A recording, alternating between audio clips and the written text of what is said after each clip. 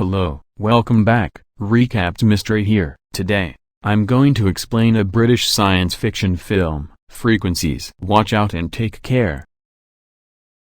The film is set in a dystopian society in which each person emits a certain frequency that defines his or her luck, and thus his or her success in life.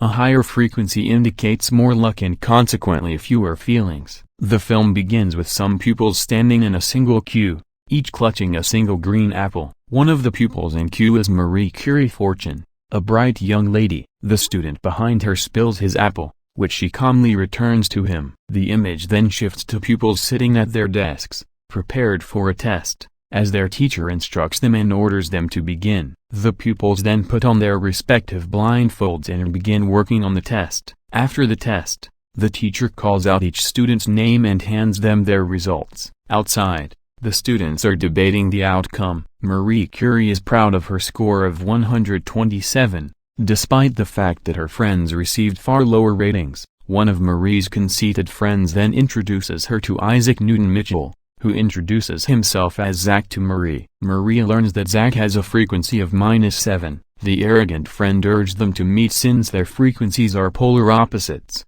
extreme high and extreme low. It begins to rain while they stare at one another. As her mother had come to see her, the teacher calls Zach. It turns out that persons with high and low frequencies reject one another. The time it took Zach to meet Marie and the time it took the teacher to call Zach back was exactly 1 minute, which means they can only communicate for 1 minute. Because of her complete lack of empathy, Marie's parents are frightened that their daughter will never be like other youngsters. They pay a visit to one of her teachers to address their concerns. The teacher clarifies that she has fewer feelings as a result of her exceptionally high frequency and good fortune. When questioned if she will be able to live a normal life like others, the teacher responds, "No way." In the future, an older adolescent Marie is delivering her scientific project to the same instructor, Miss Anderson. It is a technology that can study the frequencies of two opposite-sex persons and determine whether or not they are compatible. The therapist compliments her inventiveness and suggests that she use it herself to help individuals become friends. This inspires Marie to conduct a series of studies to determine whether two people with very different frequencies may ever have a meaningful connection or whether there is a method for someone to raise their frequency.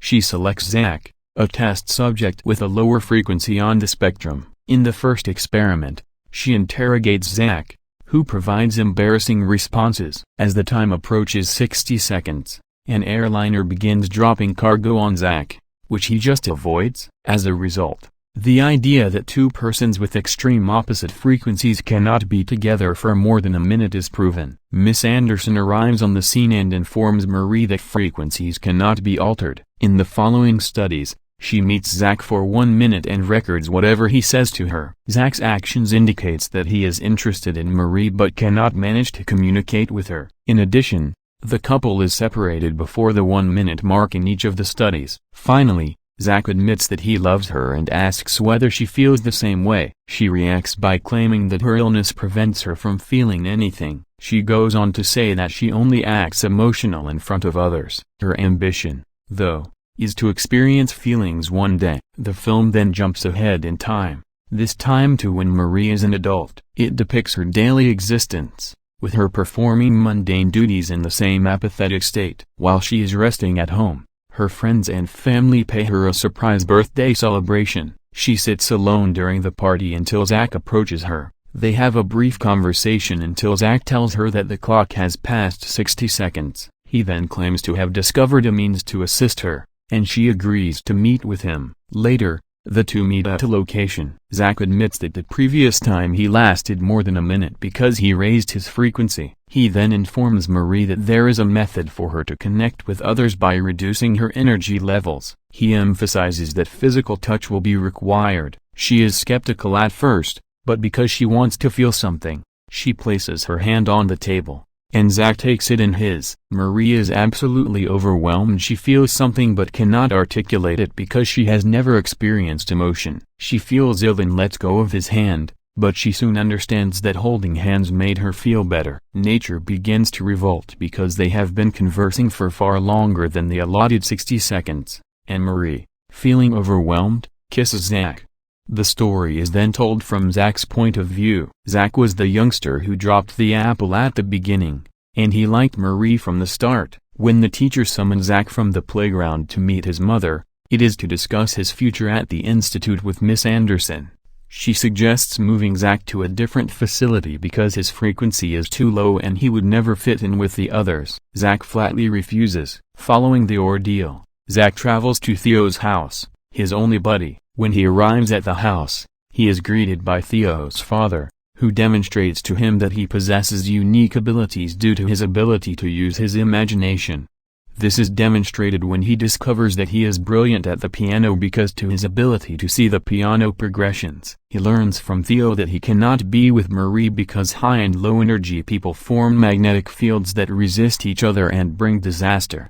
The film then jumps ahead to Zach's adolescence, where he, like Marie, is presenting a project at a science fair. Marie arrives at his station and requests to meet him after school. They definitely have opposing objectives. Marie wishes to experiment on Zach, while Zach, determined to enhance his frequency, makes every effort to make touch with Marie. We witness Zach use magnets to briefly elevate his frequency with the help of Theo in order to increase his own frequency. Before each meeting with Marie, Zach tried with various substances to determine which would have the desired impact. They didn't help much, either, because Marie acknowledged to having no feelings for Zach. Return to the present day, when Zach is an adult, he provides a revolutionary idea that rethinks the concept of frequencies. He assures the professors that if they believe in it, even high-frequency persons can experience emotion. Unfortunately for him, no one believes in his concept. Zach meets with Theo once more to discuss strategies to increase his frequency. They experiment with various substances but discover,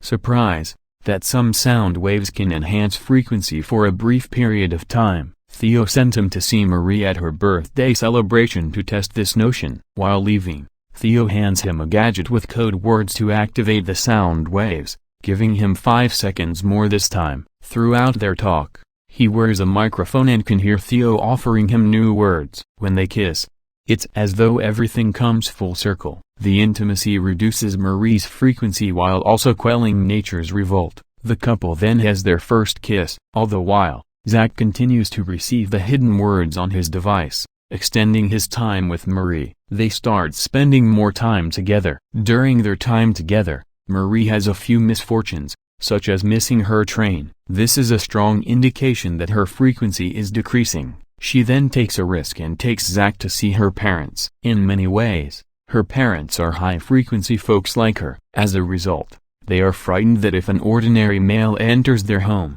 the frequency mismatch may compel nature to rebel. Marie assures them that this will not occur. The entire family then gathers for dinner. Zach explains to Marie's father at the table how the notion of frequency harmonization works. He explains that nature will constantly seek equilibrium, so that both high and low frequency persons can coexist, because to the low frequency individuals will receive a portion of the energy of the high frequency person. This will result in uniformity, and everyone will be able to be on the same level. He then hands over his equipment to Marie's father and describes how it works. It basically takes advantage of the frequency mismatch between the individuals in the vicinity and provides a 2-syllable word that can be useful equalize the frequency. Marie's father is ecstatic to learn that a contraption may be used to create perfect equilibrium. He believes that the technology will render the concepts of high and low energy obsolete, therefore providing fairness to everybody. Indeed, Marie's father is so convinced in the concept of universal balance that he forms a research team to improve the device's performance.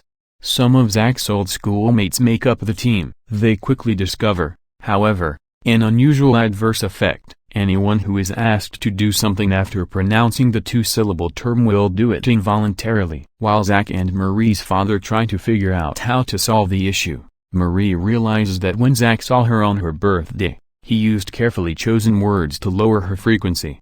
He then subconsciously convinced her to fall in love with him by using a 2-syllable term and a modest request. Zach's father is outraged at Marie's father for manipulating her daughter in such a way. In his defense, Zach claims that he was unaware of the negative effect and that the whole affair was a misunderstanding. Needless to say, Marie's father disbands the team and requires everyone to sign a contract agreeing not to experiment with the device. He also orders Zach not to see Marie again.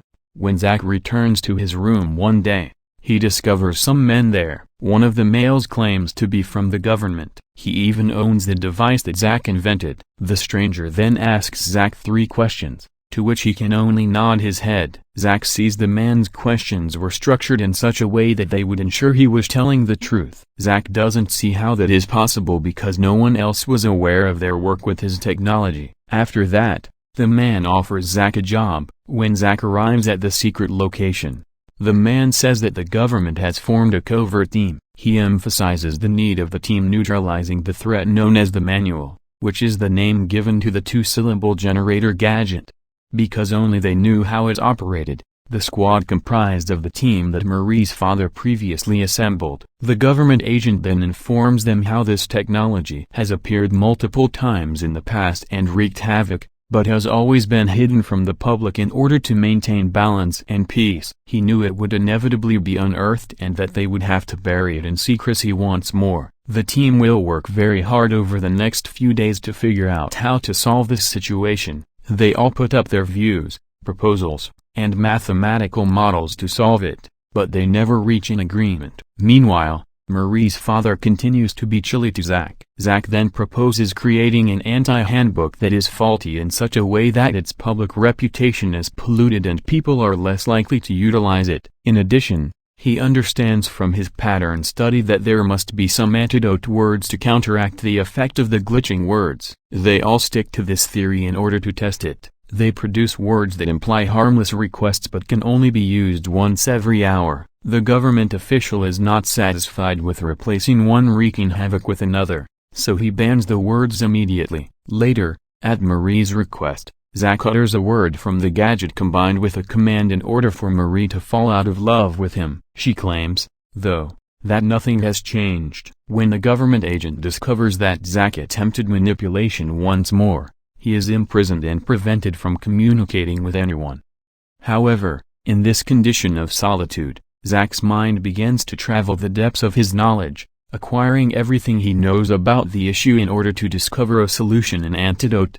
Thoughts and cacophonous sounds race through his mind until the solution becomes plain. He knows just where to look for the antidote. Zach, desperate to locate the remedy, lures the guard into his room and says a single word that paralyzes him. He then flees the hidden facility. He travels to Theo's father's house, knowing he will find the antidote. Theo's father realizes Zach has worked it out and offers to assist him. Marie also appears on the scene and informs him that he is running out of time. Just then, federal officials storm the scene and apprehend Zach. Theo's father abruptly began playing a melody on his piano. When questioned what he's doing, he says he's just giving them the antidote. He then challenges them to use any word during his performance. The government official does so, and to their amazement, nothing changes. When Mozart plays, everyone has the same frequency, according to Theo's father. He goes on to explain that music negates the force of words and that Mozart immunized people against the book containing the words. In a nutshell, music resets everything. The final portion is from Theo's point of view. He is shown to be the one who dropped the apple so Zach could speak with Marie. It is also shown that Theo has a frequency that is exactly average. What follows is a fascinating interplay between Theo and his father. His father believes that through using creativity and the concept of free will, humans might escape the trapping of machine-like thinking. Theo, on the other hand, feels that all humans are machines with predictable behavior. All of Theo's efforts throughout the film represented this approach, from his assisting Zach with frequency management to his research endeavor that was hampered by the Zach-Marie attraction. Elsewhere, Marie and Zach are together and receive their results from the doctor, who prescribes Mozart, Bach, and Pachelbel as medications. The doctor also affirms that Marie's feelings are not the result of deception. The film concludes on a high note as Theo believes he has discovered the universal symphony, a comprehensive understanding of things that will allow him to foretell how any interaction or event will unfold. So, did anyone in the movie ever have free will, or were they simply the result of their frequencies? The end. Please subscribe to assist the channel, turn on notification and leave a like. Thank you for taking the time to watch. See you again soon.